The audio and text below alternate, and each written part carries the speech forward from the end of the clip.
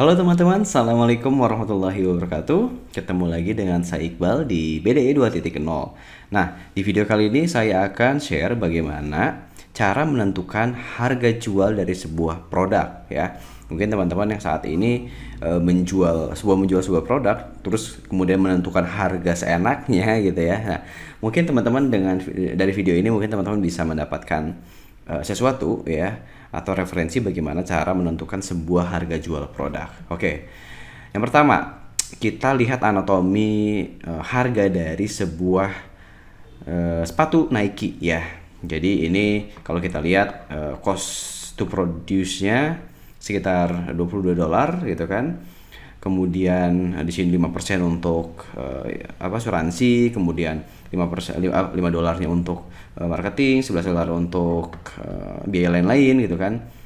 Kemudian pajak, net profit, dan yang paling besar adalah retailer margin. Ini adalah anatomi ya, kita juga nggak tahu persis bagaimana istilahnya komponen harga dari sebuah sepatu Nike tentunya ya, tapi ini memang faktanya, terutama buat teman-teman yang ingin menjual yang berpartner dengan para retailer ya, karena para retailer juga butuh cost untuk nutupin semua pengeluaran-pengeluaran yang cukup besar gitu ya, entah itu dari toko, pramuniaga, dan lain-lain. Terus juga di online juga kan kita tahu, misalkan kalau teman-teman open reseller, nah para reseller itu juga membutuhkan komisi atau margin yang cukup besar juga gitu ya. Maka dari itu kita harus pintar-pintar juga menentukan harga jual produk ya.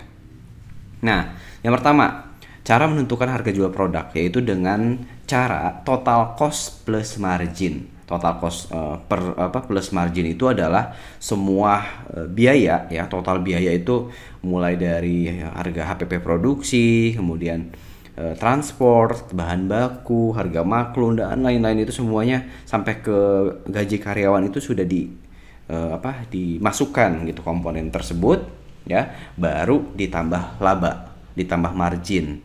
Jadi misalkan HPP, bahan baku, harga maklun, biaya konsinyasi dan segala macam misalkan 100.000, kita pengen tentukan marginnya misalkan 30% gitu ya, 30.000, maka harga jualnya 130.000 gitu ya. Total cost plus margin, ini yang sederhana. Kemudian yang lainnya, yang kedua ada markup pricing. Jadi kita intinya markupin harga aja gitu loh. Misalkan harga beli barang ini, misalkan kita produksinya FOB gitu ya, tahu beres ya. Tahu beres misalkan 100.000, kita pengen markupnya ya 50% gitu kan. Jadi kita jual 150.000, sesimpel itu. Ya, dan ini banyak yang terjadi di teman-teman brand owner gitu kan, atau teman-teman reseller, teman-teman yang emang istilahnya hobi jualan lah ya. Harga belinya berapa, kita markup berapa. Sesimpel itu. Ini yang kedua. Nah, yang ketiga adalah compare dengan kompetitor. Ya, misalkan kita jual home dress gitu ya. Home dress kita ini etnik entah yang etnik atau yang basic gitu. Kemudian ada kompetitor yang juga menjual hal yang sama atau produk yang sama. Nah, ini kita bisa compare dengan kompetitor. Jadi kalau kompetitor misalkan harga jualnya 150.000 gitu ya. Nah, kita juga jual 150.000 atau lebih mahal 160.000, atau lebih murah sedikit 159.000 gitu, atau 149.000 gitu ya. Nah, kita bisa seperti itu. Jadi ini pun setelah dihitung-hitung dengan margin tentunya. Jangan sampai kompetitor 150.000 terus HPP kita 160.000 karena bahan kita lebih baik gitu ya. Jangan sampai seperti itu ya. Tentu ini juga teman-teman bisa compare, terus juga kita cek juga untungnya berapa. Kalau masih masuk ya, kita tentu supaya bisa men-set harga sekompetitif mungkin. Yang selanjutnya adalah tergantung dari demand atau permintaan pasar. Jadi misalkan kalau supply-nya ya kurang dari permintaan ya, jadi supply-nya nih sedikit nih. Jadi supply-nya sedikit tapi permintaannya banyak banget gitu ya. Nah, kita sebenarnya bisa naikin harga. Kenapa naikin harga? Karena kalau harganya murah, satu hari udah habis, ya kita operasional terhenti gitu loh. Operasional bakal terhenti. Maka biasanya kalau permintaannya banyak, supply-nya dikit, itu supplier itu bisa menentukan harga seenaknya. Nah, contoh kasusnya kayak masker ya, masker medis, permintaannya banyak banget, maka si pabrik ini juga nggak bisa memenuhi, maka para tengkulak-tengkulak, para maklar-maklar itu langsung naikin harga gila-gilaan, yang tadinya 50.000 jadi sampai 2 juta gitu ya. Nah, ketika supply-nya kebanyakan, supply banyak, kemudian permintaannya yang ordernya itu sedikit, maka harga harus bersaing ya. Harga harus bersaing, bahkan harga harus murah gitu loh, supaya stok barang kita, supply barang kita itu supaya habis gitu ya. Nah, ini berdasarkan demand atau permintaan. Kemudian selanjutnya berdasarkan target market. Siapa klienmu, siapa konsumenmu ya, sehingga kita bisa menentukan tergantung dari dompet si market tersebut ya. Contoh kalau jasa, saya pernah dapat project dari perusahaan multinasional. Kemudian saya tawarkan dengan harga sekian gitu ya. Ternyata menurut PIC-nya ini terlalu murah katanya. Nanti kalau misalkan disampaikan ke istilahnya ke manajemen, ini nggak akan masuk gitu loh, karena harganya terlalu murah. Oke, saya naikin lagi waktu itu.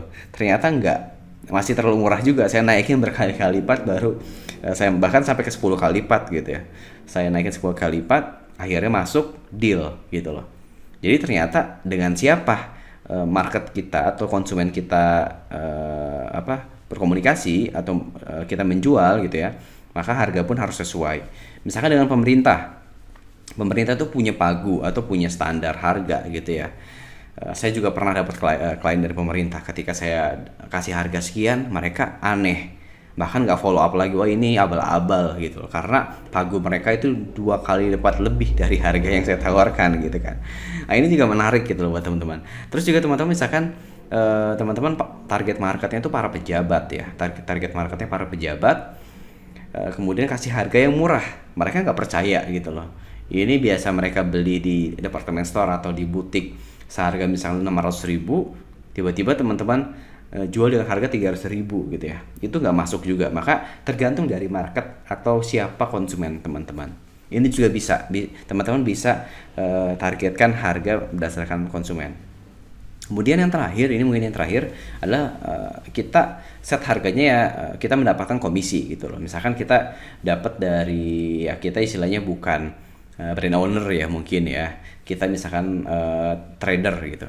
Nah, itu bisa juga menjual dengan harga yang sama, kemudian kita mendapatkan komisi dari si supplier ya, dari brand owner atau bahkan dari produsen itu sendiri. Si produsen misalkan nih, saya produksi aja deh buat kamu gratis, tapi kalau ada penjualan kamu dapat komisi sekian. Nah, seperti itu ya, itu bisa juga. Oke.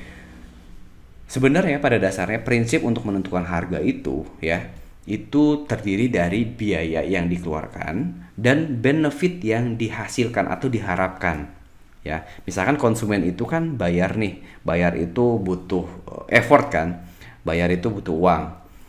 Untuk mendapatkan uang ya butuh waktu, butuh tenaga, butuh pengorbanan ya. Ketika kita membeli sebuah sepatu dengan harga 1 juta, itu tentu butuh pengorbanan. Nah, ketika kita sudah mengeluarkan pengorbanan itu, tentu kita mengharapkan benefit, konsumen mendapatkan benefit. Nah, benefitnya apa? Benefit itu pun terbagi dari 2. Ada benefit rasional, ada benefit emosional ya. Rasional itu ya fungsinya bagus, awet, kualitasnya bagus, desainnya bagus, itu rasional. Emang kita beli 1 juta itu worth it karena fungsinya bagus, bahannya bagus, kualitasnya bagus, desainnya bagus. Tapi ada juga benefit emosional, yaitu brand. Biasanya kita membeli 1 juta itu memang karena emosional, gengsinya, kemudian ya karena kita ingin dianggap kaya raya gitu ya, bahkan karena loyalitas, karena kita loyal banget sama brand tersebut, karena kualitasnya tentunya, karena apapun itulah ya gitu kan, maka kita mau harga berapapun kita beli gitu loh. Nah, makanya ketika kita menentukan harga, teman-teman juga harus bisa melihat ya effort yang dikeluarkan oleh si konsumen tersebut dan benefit apa yang didapat oleh konsumen tersebut. Nah, sebenarnya pada dasarnya ini aja teman-teman. Teman-teman bisa pikirkan, teman-teman bisa rombak lagi harganya kalau misalkan teman-teman udah terlanjur menentukan harga gitu ya.